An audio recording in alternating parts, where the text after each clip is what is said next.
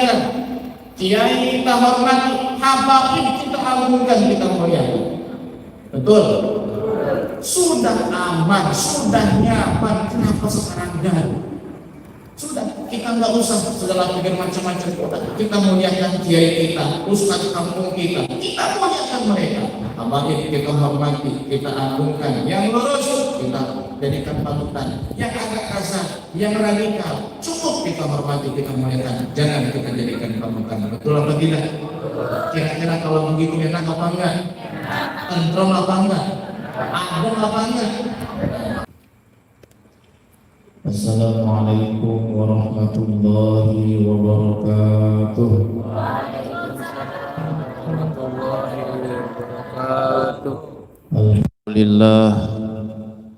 Alhamdulillahilladzi amarna bitarkil ma'asi wa fi'lit ta'at. Ashhadu an la ilaha illallah wahdahu la syarika lahu khaliqul bariyat. Wa ashhadu anna sayyidana Muhammadan abduhu wa rasuluhu al-mab'utsu ila kaffatil makhluqat. Allahumma salli wa sallim ala sayyidina Muhammad wa ala ali sayyidina Muhammad wal ashab. Salatan wa salaman tarfa'u bihima bainana wa bainahul hijab wa tudkhiluna bihima alaihi min awsa'i bab wa taskina bihima biyadihi syarifati a'dzabal kuhusi min ahla syurur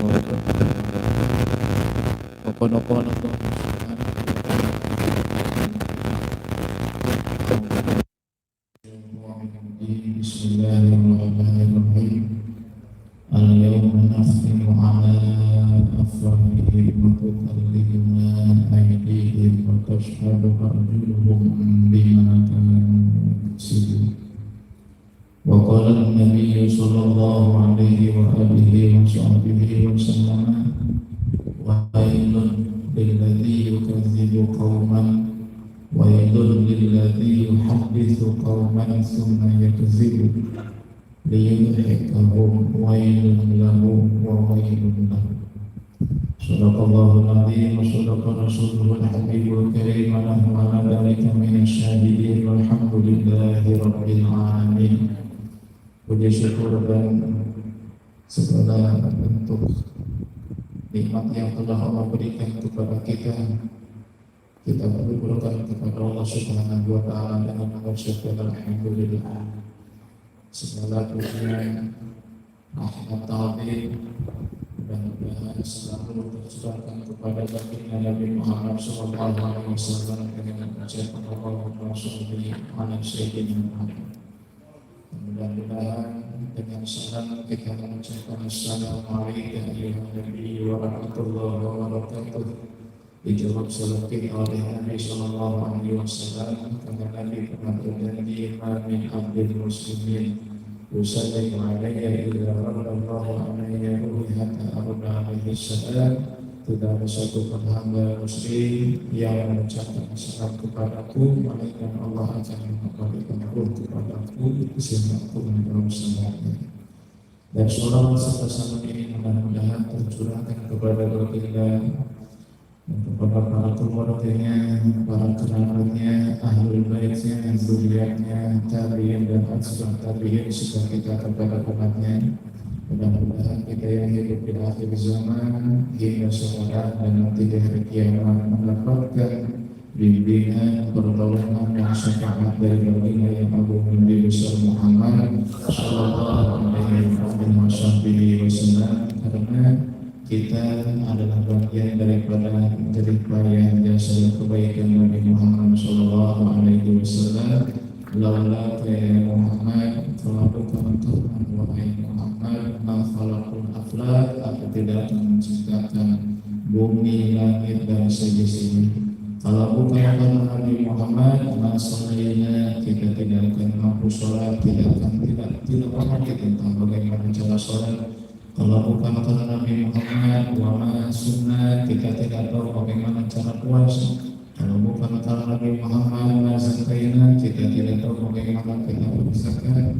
Kalau bukan karena Nabi Muhammad, kita tidak tidak tahu bagaimana cara kita menghamba beribadah kepada Allah Subhanahu wa taala. Maka Nabi Muhammad adalah wasifatul uzma, adalah perantara yang agung yang menghubungkan antara kita dengan nikmat Allah Subhanahu wa taala, sehingga jangan pernah lidah kita bosan untuk bersalawat kepada Nabi Muhammad sallallahu alaihi wasallam. Jangan pernah mata ini bosan untuk mengharap ingin melihat wajah Nabi Muhammad sallallahu alaihi wasallam. Jangan sampai hati ini merasa bosan untuk selalu cinta kepada Nabi Muhammad sallallahu alaihi wasallam. Jangan sampai otak kita, pikiran kita bosan untuk membayang-bayangkan sosok Nabi Muhammad sallallahu alaihi wasallam. Karena Nabi Muhammad tidak pernah melupakan kita, Nabi Muhammad tidak peduli kepada kita. Nabi Muhammad itu harisun sangat peduli kepada kita semua. Bahkan aziz alaihi ma itu penderitaan kita, kesusahan kita berat dirasa oleh Nabi Muhammad sallallahu alaihi wasallam. Sehingga banyak hadis yang menyebutkan Nabi Muhammad ingin memerintahkan kita melakukan sesuatu, tapi Nabi tidak perintahkan karena Nabi sayang kepada umatnya. Salah satunya adalah ketika Nabi mengatakan laula an asyqa ala ummati la amartuhum bis-siwaki inda kulli shalah. Kalau aku tidak takut memberatkan kepada umatku, niscaya aku akan perintahkan umatku menggunakan siwak setiap kali mau sholat. Karena Nabi sayang kepada kita, takut menggunakan siwak memberatkan kita, maka Nabi tidak mewajibkan siwak. Sebagaimana Nabi pun ketika menyampaikan haji, ibadah haji, Nabi berkata kepada sahabatnya, ya ayuhan nas, inna Allah qad farada alaikum wal hajja fahujju. Wahai segenap manusia, sesungguhnya Allah telah mewajibkan kepada sekalian melaksanakan haji, maka tunaikanlah ibadah haji. Sahabat bertanya, ya Rasulullah, aku apakah kewajiban haji ini tiap tahun? Masalah Nabi. Kemudian sahabat kembali bertanya, apakah tiap tahun ya Rasul? Masalah Nabi tetap diam. Sahabat ini kembali bertanya, aku ya Rasulullah, apakah setiap tahun? Nabi berkata, kalau aku katakan iya, maka bisa wajib tiap tahun. Tapi Nabi tidak mengatakan iya. Kenapa? Walau mastata'tum, kalau aku katakan iya, maka haji yang kamu punya wajib dan kalian tidak mampu melaksanakan. Inilah salah satu sayangnya Nabi, cintanya Nabi, kasihnya Nabi kepada umatnya. Maka kita sebagai umatnya jangan pernah merasa bosan untuk selalu bersolawat kepada Nabi besar Muhammad sallallahu alaihi wasallam. Alhamdulillah itu kita buktikan dengan setiap kali kita duduk di majelis maulid wa ta'lim, setiap 3 pekan sekali kita awali dengan membaca Fatihul Hadad, kemudian bersolawat kepada Nabi dalam lantunan qasidah salawat dan pujian di dalam kitab Abdiyah Ilahi yang dikarang oleh seorang pecinta, yang dikarang oleh seorang yang sangat merindukan Nabi Muhammad SAW. Ialah guru kita Habib Umar bin Muhammad bin Salim bin Hafid ibn Syekh Abi Bakar bin Salim. Hadirin hadirat yang berbahagia, yang saya hormati dan yang saya muliakan, segenap para sesepuh, para asatidz di tengah-tengah kita. Alhamdulillah hadir Bapak Ustaz Abdul Halim, Bapak Ustaz Mastur, Bapak Ustaz Adi, dan para asatidz kesepuhan di kelas yang lainnya, terutama yang saya hormati Bapak Rokomar selaku DKM.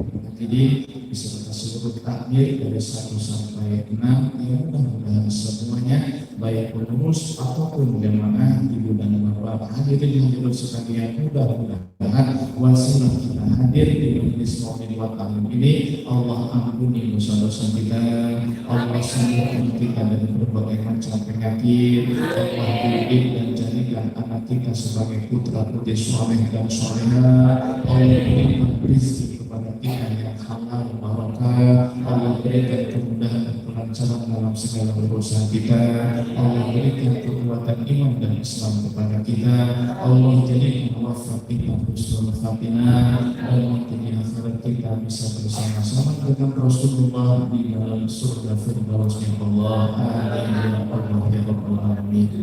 Hadirin hadirat muslimin dan muslimat rahimakumullah.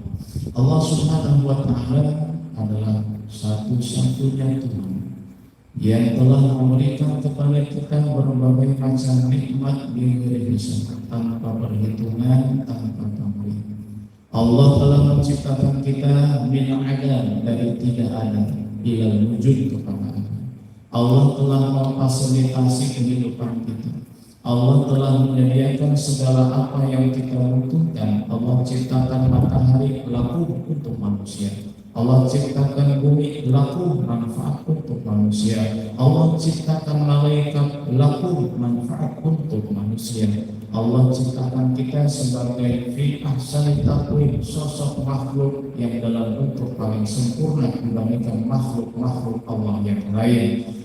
Maka oleh karena itu wajib kita bersyukur atas segala nikmat Allah Subhanahu wa taala.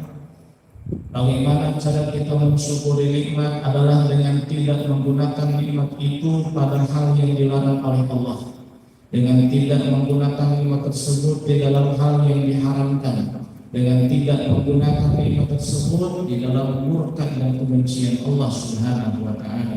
Allah berikan kita mata, gunakan mata ini demi mendapat ridha Allah. Jangan gunakan mata untuk melihat hal-hal yang diharamkan oleh Allah. Allah berikan kita telinga, jangan pakai telinga dan kuping ini untuk mendengar hal-hal yang diharamkan oleh Allah. Allah berikan kita tangan, Allah berikan kita kaki, Allah memberikan kepada kita perut, Allah memberikan kepada kita hati, Allah memberikan kepada kita akal fikir. Jangan pernah kita gunakan itu semua di dalam hal bermaksiat kepada Allah Subhanahu wa taala. Termasuk lidah, daging tak bertulang. Seandainya ini lidah digunakan dalam hal yang mendekatkan ridha Allah, maka kita telah mensyukuri nikmat Allah. Seandainya ini lidah kita gunakan untuk melakukan, menceritakan, mengutarakan, mengucapkan sesuatu yang dimurkai, dibenci, dilarang, diharapkan oleh Allah Subhanahu wa taala, maka kita tidak mensyukuri nikmat Allah Subhanahu wa taala. Qad yurja min durhi sayfi bur'un wala qur'ani majarahal lisan. Apabila tubuh terkena sayatan pedang, masih bisa ada harapan sembuh. Tapi ketika lidah sudah melukai hati, harap di mana obat dicari. Jangan sampai lidah ini kita gunakan di dalam hal yang berdusta, di dalam hal yang berbohong. Allah Subhanahu wa taala mengingatkan kepada kita akan nikmat yang sangat agung yang Allah berikan kepada kita selain nikmat iman dan Islam. Allah Subhanahu wa taala berfirman, "Alam naj'al lahu 'ainayn wa lisanan wa syafatayn." Tidakkah kami telah berikan kepada manusia 'ainayn, dua mata, wa lisanan, dan lidah, wa syafatayn, dan dua bibir.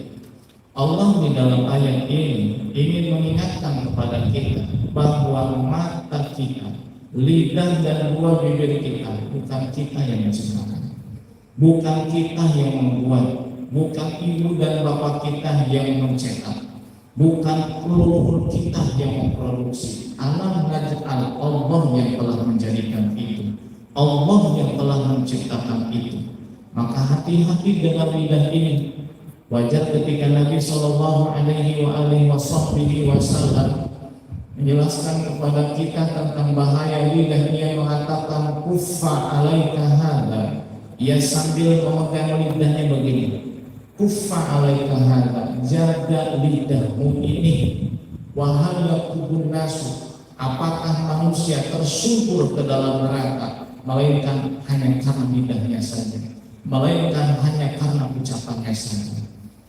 Jangan sampai lidah ini kita gunakan untuk berbohong.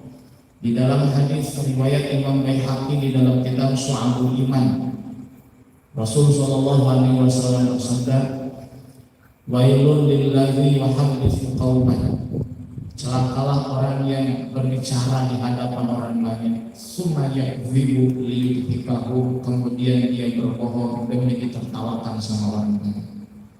Dan ini banyak kejadian zaman sekarang. Bahkan zaman-zaman sebelum kita, mungkin sampai nanti pun akan lebih parah lagi. Orang-orang yang berbicara di hadapan teman-temannya, di hadapan komunitasnya, di halayak ramai, di atas podium. Lalu tiba-tiba ia berdosa hanya karena ingin ditertawakan oleh para hadirin dan hadirat, hanya karena ingin diberikan tepuk tangan oleh para hadirin dan hadirat. Wailun lahu summa wailun lahu, celakalah baginya, sungguh celaka baginya. Dan wailun ini kata para ulama memiliki dua makna, karena wailun ini termasuk lafaz mustarak. Di dalam bahasa Arab ada namanya lafaz mustarak, ada yang namanya lafaz mutaradif. Lafaz mustarak itu adalah satu lafaz memiliki arti banyak. Seperti wailun. Wailun ini bisa diartikan celaka, binasa, hancur atau rusak. Wailun pun bisa diartikan sebuah jurang yang ada di neraka jahanam. Seandainya gunung-gunung yang ada di dunia dimasukkan ke dalam jurang wail di neraka jahanam, lantaran niscaya akan hancur lebur. Bayangkan kalau manusia yang dimasukkan ke dalam neraka ataupun jurang wail. Itu adalah lafaz mustarak. Di dalam bahasa Arab ada juga lafaz mutaradif, adalah lafaz yang berbeda tapi maknanya sama. Lafaz yang berbeda tapi maknanya sama. Seperti insan dengan bashar. Insan dengan bashar. Insan artinya manusia, bashar itu artinya manusia. Disebut manusia dengan istilah insan linisyani karena manusia suka lupa. Betul apa ya? Banyak yang lebih parah lupa udah punya istri, makanya tahunan. Jadi yang poligami itu kayaknya lupa punya istri. Nauzubillah ya. Paling kenceng. Dikatakan manusia dengan kata insan linisyani karena manusia suka lupa. Karena manusia sering lupa, maka kita harus sering-sering mengaji. 3 minggu yang lalu kita ngaji, cuma lupa apa yang sudah kita pelajari. 6 minggu yang lalu kita juga ngaji, apa yang sudah kita dengar, wallahu a'lam lupa. Tadi siang ngaji, semalam ngaji, apa hasilnya? Lupa. Karena sering lupa, maka jangan pernah kita meninggalkan ngaji. Min afatil ilmi an-nisyan. Sebagian daripada bencana dan bahaya ilmu adalah sifat lupa. Dan manusia pun bisa disebut dengan kata bashar. Bashar itu asli maknanya adalah kulit. Kenapa manusia disebut dengan kata bashar? Lizuhuri basharatihi, karena kulitnya nampak. Beda dengan makhluk Allah yang lain, seperti hewan, binatang, yang nampak pada mereka adalah bulunya, bukan kulitnya. Monyet yang nampak adalah bulunya, harimau yang nampak adalah bulunya, kambing yang nampak adalah bulunya. Nah, satu-satunya hewan yang nampak kulitnya itu adalah manusia. Tidak ada bulunya, ada bulunya, tapi yang nampak adalah kulitnya.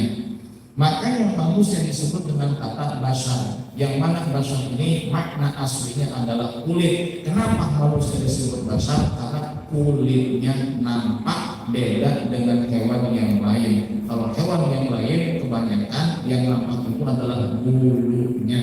Kalau kulitnya tertutup oleh bulu. Hadirin hadirat yang dimuliakan Allah Subhanahu wa taala. Jadi ketika Nabi Shallallahu Alaihi Wasallam menyebutkan wailun lilladzi yuhadditsu qauman tsumma yakdzib, celakalah orang yang berbicara di hadapan orang-orang banyak kemudian dia berbohong hanya demi ditertawakan. Di sini Nabi ingin menyampaikan kepada kita tentang bahayanya lidah. Hanya sebatas niat yang salah, kemudian tergerak lidah mengucapkan apa yang dikomandokan oleh hati, maka dari situlah munculnya kesengsaraan, munculnya keniscayaan, munculnya kerusakan dan sengsara yang kalau tidak bertaubat khawatir menyebabkan dia mati dalam keadaan suul khatimah. Karena Allah Subhanahu wa taala pun banyak sekali di dalam ayat yang mengancam orang-orang yang berbuat bohong, orang-orang yang berdusta dalam berbicara. Maka Nabi itu menyebutkan bahwa salah satu tanda orang munafik adalah idza hadatsa kadzdzaba. Apabila berbicara dia akan berdusta. Dan dusta atau bohong ini kadang-kadang menjadi dosa kecil, kadang-kadang menjadi dosa besar. Dosa kecil jika tidak membahayakan orang, jika tidak memalukan orang lain. Bisa menjadi dosa besar jika berbohong ini membahayakan orang lain, membahayakan orang banyak, atau menimbulkan efek yang lebih parah daripada sebelumnya. Salah satu daripada bentuk kebohongan ini adalah yang sekarang viral di alam jagat maya dan di alam zahir, yaitu tentang namimah, adu domba.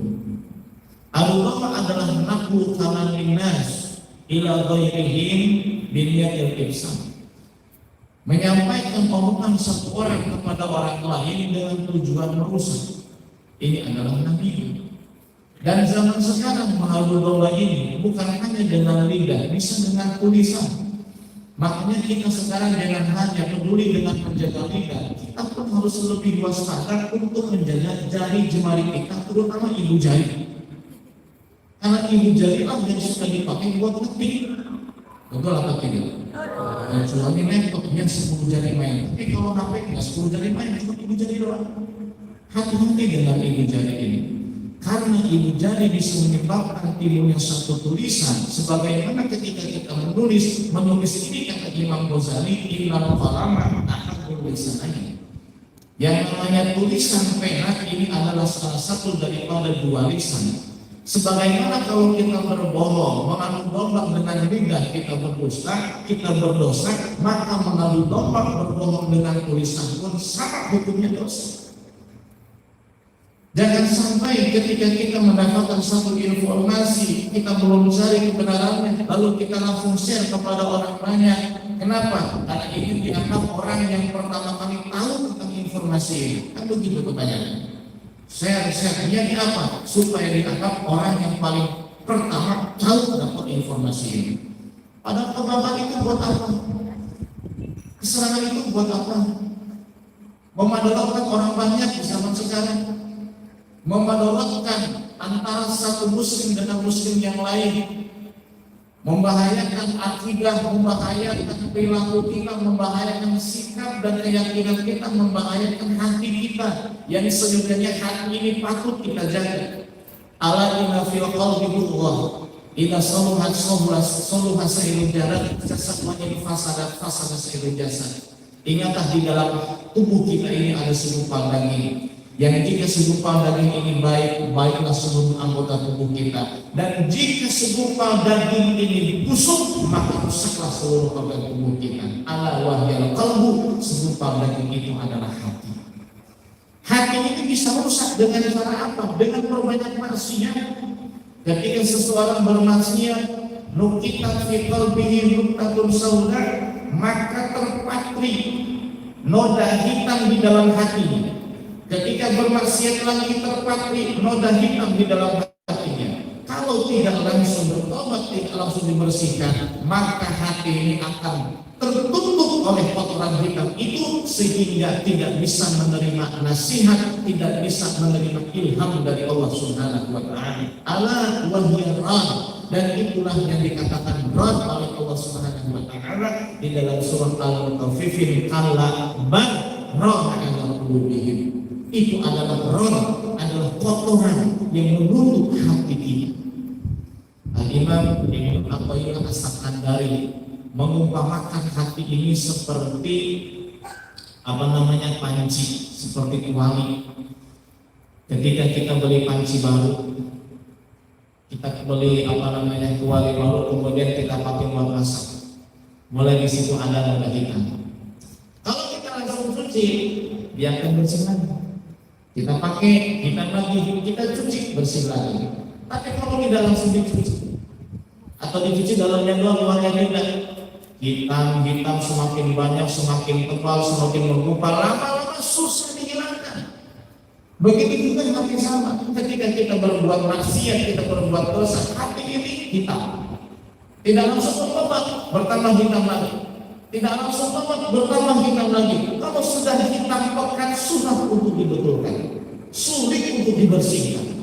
Makanya jangan pulang dosa kecil ini kalau ditumpuk-tumpuk besar juga. Bukankah gedung-gedung pencakar langit itu adalah tumpukan dari batu-batu kecil? Dosa juga sama. Al-Imam Al-Tabari atau Imam At-Tabrani berkata di dalam salah satu kitabnya, beliau mengatakan iyyakum wa muhaqqaratil dzunub, hati-hatilah kamu dengan dosa-dosa kecil. Fa innama masalul muhaqqaratil dzunubi kamatsali qaumin atau batna wadin. Perumpamaan dosa-dosa kecil itu seperti suatu kaum yang singgah di suatu daerah. Faja'a dzabiyudin wa ja'a dzabiyudin.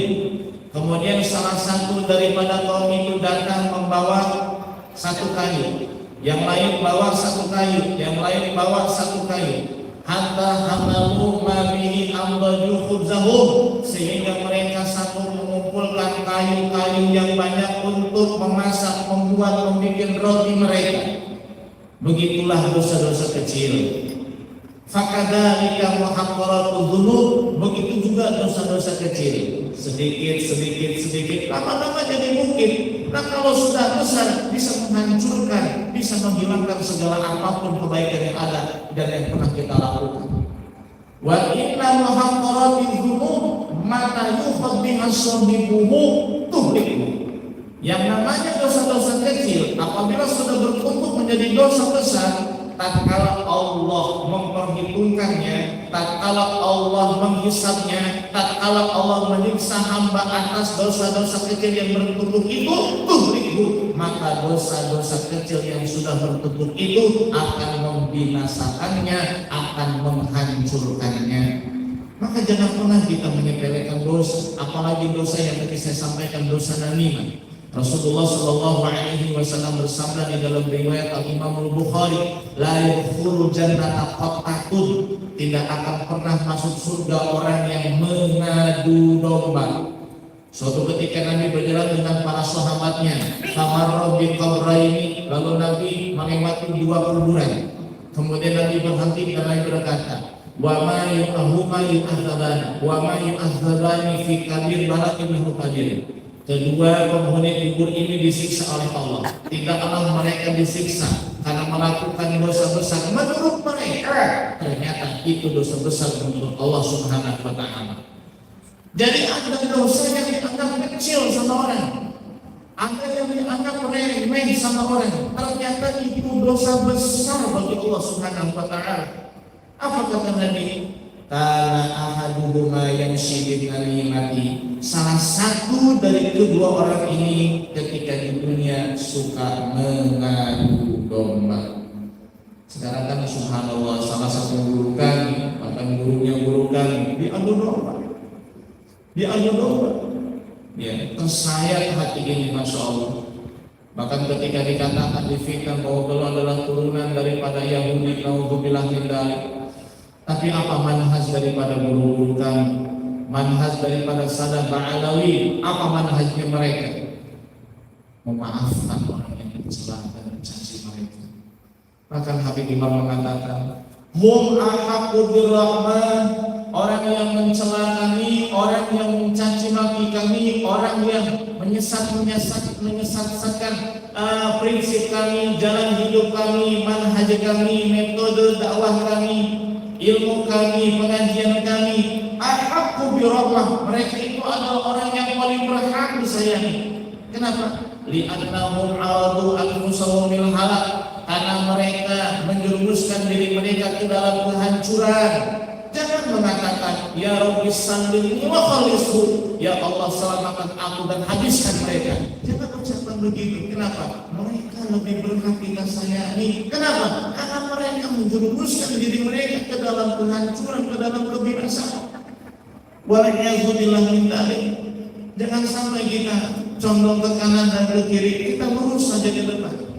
Karena memang jalan menuju Allah ini sangat licin, Pak. Tapi kalau kita sanggup melewatinya, insya Allah kita akan lurus dan sampai kepada surganya Allah Subhanahu wa Ta'ala. Amin ya Rabbal Alamin. Dan insya Allah akan pasti menerjang kita.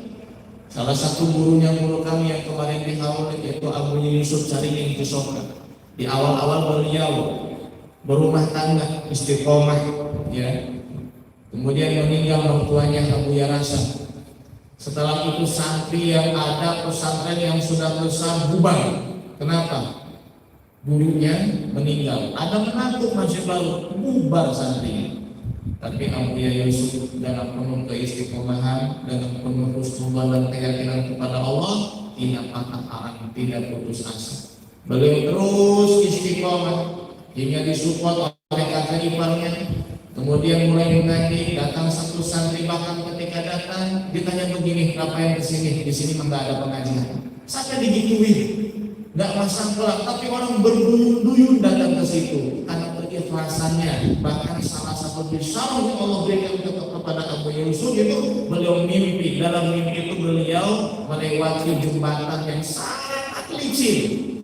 Beliau berjalan di atasnya, terjatuh, naik lagi, terjatuh lagi, terus naik lagi, terjatuh, hingga akhirnya bisa melewati jembatan itu. Ini mimpi merupakan isyarat dari Allah Subhanahu wa Ta'ala bahwa cobaan, bahwa musibah, ibtilah, ikhtibar, imtihan dari Allah Subhanahu wa Ta'ala meskipun datang bertubi-tubi, kalau kita sanggup menjalaninya dengan penuh kesabaran, dengan penuh ketawakalan, dengan penuh husnuzan dan keyakinan kepada Allah, maka kita akan bisa melewatinya. Dan ketika sudah sampai kita pada tempat tujuan itu, kita akan merasakan betapa sangat manisnya perjuangan yang pernah kita lakukan. Hadirin hadirat yang dimuliakan Allah Subhanahu wa Ta'ala, pesan penting yang saya sampaikan pada malam hari ini adalah jangan sampai kita mau diadu domba, atau bahkan jangan sampai kita menjadi orang yang menjadi terpecahnya satu kelompok muslim yang besar, menjadi penyebab terpecahnya umat Islam yang sudah rukun, yang sudah adem ayem, yang sudah sejahtera, yang sudah makmur. Jangan sampai kita menjadi salah satu orang yang menyebabkan timbulnya perpecahan di tengah-tengah kita. Kenapa? Setan ini, ibu dan bapak sekalian, sudah disampaikan oleh Nabi, dia tidak sanggup lagi menyesatkan manusia untuk menyembah kepadanya. Inna syaitana qad ya'isa min an ya'budahul arab fi jaziratil arab. Setan ini sudah putus asa disembah oleh bangsa Arab di Jazirah Arab. Setan sudah putus asa disembah oleh orang-orang di negara mereka. Walakin fitnahis bainahum, karena memang sekarang tidak ada orang yang menyembah setan secara langsung. Saya menyembah setan jarang, mungkin sekelompok kecil, tapi menyembah setan mungkin sedikit jumlahnya. Tapi setan tidak patah arang, mereka merusak manusia dengan cara apa? Tahris bainahum, dengan cara mengadu domba antara satu dengan yang lain. Orang Islam mungkin tidak ada yang menyembah setan, tapi setan merusak umat Islam dengan cara adu domba, tahris, membuat panas satu kelompok dengan kelompok yang lain, menghasut satu kelompok dengan kelompok yang lain, akhirnya pecah. Naudzubillah min dzalik. Kita harus bersatu ibu dan bapak sekalian, karena inilah yang diharapkan oleh Nabi Shallallahu Alaihi Wasallam. Ketika kaum Aus dan Khazraj yang sekian ratus tahun mereka berperang bermusuhan, kemudian Allah baina qulubihim, Allah satukan hati mereka, Allah kumpulkan mereka, Allah persatukan mereka. Suatu ketika hampir-hampir terjadi perang lagi antara mereka. Kemudian Nabi Shallallahu Alaihi Wasallam mengingatkan kepada mereka akan nikmat besar yang Allah telah berikan kepada mereka, yaitu nikmat dipersaudarakan, nikmat dirukunkan, nikmat dipersatukan. Kita negara Indonesia terdiri dari sekian ribu pulau, terdiri dari sekian ratus bahasa dan suku, kemudian dipersatukan oleh Allah Subhanahu wa Ta'ala di bawah naungan bendera merah putih NKRI, Negara Kesatuan Republik Indonesia. Jangan mau kita dipecah belah lagi dengan cara apapun, baik dengan cara perbedaan sudut pandang politik, dengan cara perbedaan calon presiden, dengan perbedaan beda guru. Jangan. Mau gurunya berbeda, mau sukunya kita berbeda, mau bahasa kita tidak sama, tapi tetap kita ini adalah bangsa Indonesia. Terutama kita pun mendapat nikmat yaitu beragama Islam. Alhamdulillah. Ingat kalau bersatu, hasil persatuan adalah kita di alam dunia, betul tidak? Kalau tidak ada persatuan antara ibu dan bapak kita, tidak bakal lahir kita ke dunia, betul tidak? Berarti kita pun hadir di dunia karena persatuan. Persatuan siapa? Bapak dan ibu. Meskipun kata orang Jawa, kata orang Sunda, awet rajen. Tahu awet rajin? Yang rumah tangganya lama tapi berantem terus. Itu awet rajin, teman-teman. Jangan pengen kayak gitu rumah tangga ya. Kita pengennya sakinah mawaddah warahmah. Betul apa tidak? Maka oleh karena itu hati-hati dengan tipu daya setan. Karena yang pertama kali membuat hoax, yang pertama kali mengadu domba, yang pertama kali menghasut adalah iblis. Yang pertama kali membisiki dengan bisikan yang buruk adalah iblis. Bagaimana ketika Nabi Adam dan Ibunda Hawa berada di dalam kenikmatan surga Allah Subhanahu wa taala, hanya satu larangan Allah, wala taqrabu hadhihi syajarata, jangan berani-berani kalian berdua mendekati pohon ini. Iblis tidak tinggal diam, ia sakit hati gara-gara Adam ia terusir dari surga Allah Subhanahu wa taala. Karena Adam ia terusir dari kemegahan dan kemuliaan. Maka iblis pun masuk ke dalam surga melalui kuku ular dalam sebagian riwayat. Masuk ke dalam surga kemudian membisiki hati Nabi Adam. Adam tidak tergoda oleh iblis, iblis membisiki hati ibunda Hawa. Ala adulluka ala syajaratil khuldi wa mulkin la yabla. Maukah kamu aku tunjukkan syajaratil khuldi, pohon keabadian. Makanya kita bilang buah khuldi, padahal bukan buah khuldi, karena memang kebetulan saja disebutnya syajaratul khuldi, pohon khuldi. Khuldi itu artinya keabadian. Jadi setan yang ngasih nama pohon itu untuk membuat Nabi Adam terbuai dengan kejuan setan. Karena Nabi Adam tidak mau diusir kayak iblis dari surga. Nabi Adam tidak mau mati di dalam surga. Ia ingin terus mendapat nikmat dari Allah di dalam surga. Makanya iblis menggoda Adam, membisiki Adam dengan bahasa-bahasa yang baik, dengan kalimat-kalimat yang menyejukkan, dengan bahasa-bahasa yang santun. Adulluka ala syajaratil khuldi, maukah kamu aku tunjukkan pada sebuah pohon keabadian. Wa mulkin la yabla, dan kekuasaan, kerajaan, kepemilikan yang tidak akan pernah sirna. Akhirnya fawaswasalahum syaitan, setan pun, iblis pun membisiki hati Adam dan Siti Hawa. Pertama kepada Adam tidak mau, kemudian kepada Siti Hawa. Hawa pun akhirnya terbujuk, kemudian Siti Hawa merayu suaminya, dan suami pun akhirnya menuruti kemauan istri. Jadi kadang-kadang suami sama temannya masih menang, sama atasannya masih menang, sama yang di luar masih jago, sama istri apa? Betul apa ini? Memang dari semuanya juga, memang dari sananya begitu. Adam gak kalah sama iblis, tapi nurut sama Siti Hawa. Termasuk kiai juga sama orang lain. Kalau kiai lagi istrinya tidak pernah bilang kamu. Maka kalau silahkan diminum, tak pernah. Mau abuya, mau kiai, ustaz sama. Di sini panggilnya ustaz, di rumah tak pernah isi pengen ustaz. Kalau ustaz mau minum apa? Ya. Bos juga di pabrik, di rumah nggak pernah dipakai bos sama istri. Yang mana? Ada disuruh beli telur sama istri, suruh beli gas, suruh makan galau sama istri. Bos perusahaan, tapi tetap sama istri makan. Betul apa tidak?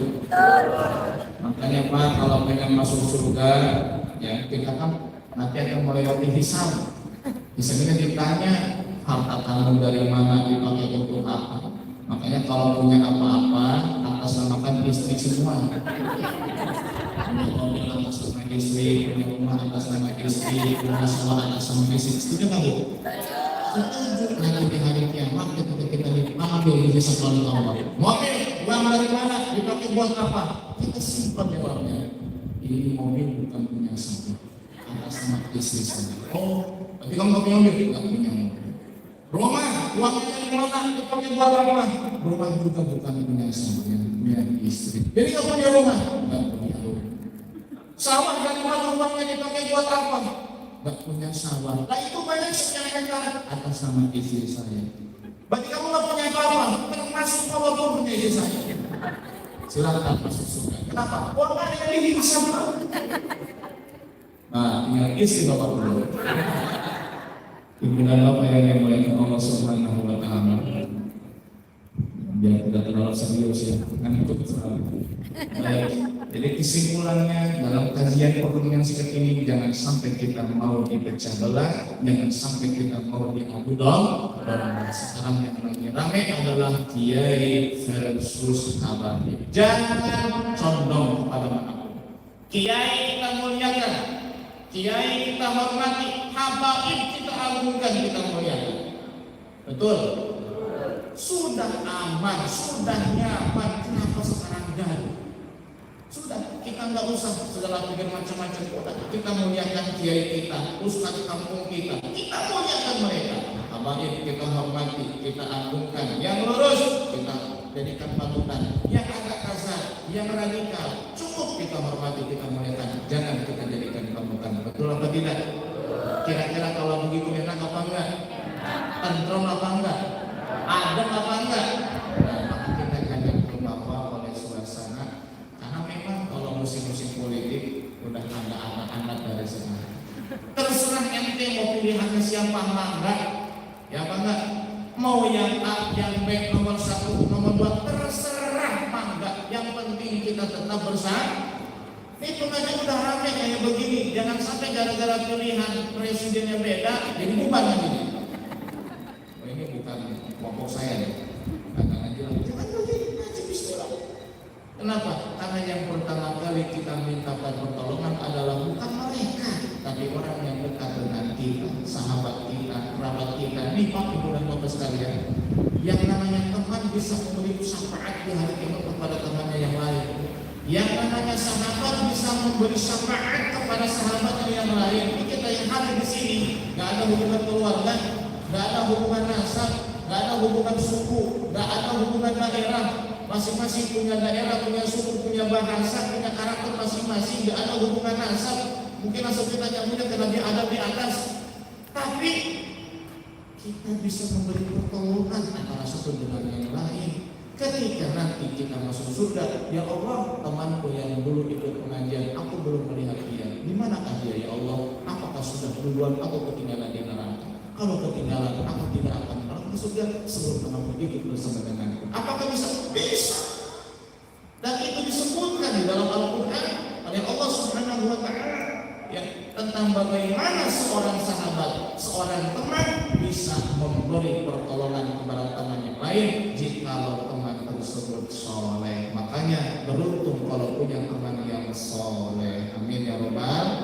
Yang hadir di sini semuanya soleh dan soleh. Amin. Pernah cari yang lain. Kalau sudah kita punya teman seperti ini, pegang teguh erat-erat. Jangan pernah tinggalkan, jangan pernah cari yang lain. Kenapa? Karena inilah yang nanti insya Allah kalau sebagian daripada kita hadir di surga